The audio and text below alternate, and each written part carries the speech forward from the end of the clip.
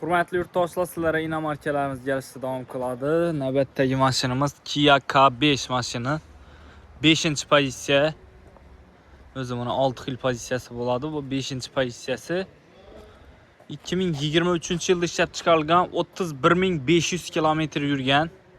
100% rodnoy, kuzovida yechimda qirchiqi defekt yo'q. Hamma zavodskoy holatida turibdi. Benzinda minilgan mashina.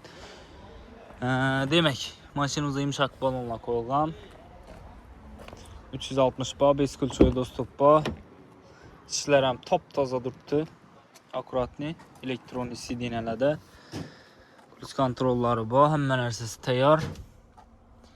Kia K5 rullarni achak qizadi. Abdufabagrev hamma funksiyalari mavjud mashina. Arkalarında addinli barlari bor ayna. Panorama lyuk. Hammasi tayyor. 2023 mashin.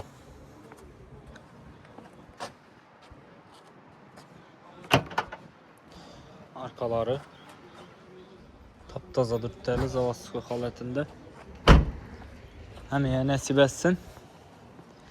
Bahosi 325 million so'm. Kimga qiziq bo'lsa, Qo'shko'pir avtomarketda sotuvda mavjud.